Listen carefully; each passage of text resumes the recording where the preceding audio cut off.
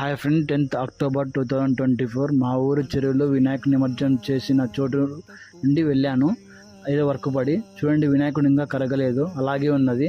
ఇంతకుముందు వీడియో చేశాను, అప్పుడు కరగలేదు, ఇప్పుడు కూడా ఇంకా కరగకుండా అలాగే ఉన్నది. చూడండి, ఇప్పుడు కొంచెం కరిగింది. చాలా బాధ వేస్తుంది, ఎందుకంటే వినాయకుడు సరిగ్గా నిమజ్జనం చేయలేదని చాలా బాధ వేస్తుంది. అన్ని నీరు పెట్టుకొని కూడా సరిగ్గా నిమజ్జనం చేయలేదు మా ఊరు వాళ్ళు. అందుకే మీరు ఎప్పుడైనా నిమజ్జనం చేసేటప్పుడు వినాయకుడిని నీరు ఎక్కువ ఉన్న చోటలో నిమజ్జనం చేయండి, ఎందుకంటే తొందరగా కరిగిపోతుంది. అది కోకోనట్ పీస్తో తయారు చేశారు, అందుకే కరగడం టైం పడుతుంది. చూడండి, నీళ్ళు తక్కువ ఉన్న చోట వేయడం వల్ల అది కరగలేదు, సరిగ్గా మునగలేదు కూడాను.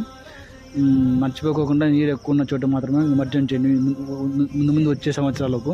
చూడండి, నీరున్నా కూడా సరిగ్గా నిమజ్జనం చేయలేదు, అది కొద్దిగా మాత్రమే కరిగింది, మొత్తంగా కరగలేదు. చూడండి, అలాగే ఉన్నది. మీకు ఇటువంటి సన్నివేశాలు చూసినప్పుడు ఏమనిపిస్తుందో మర్చిపోకుండా కామెంట్ చేయండి.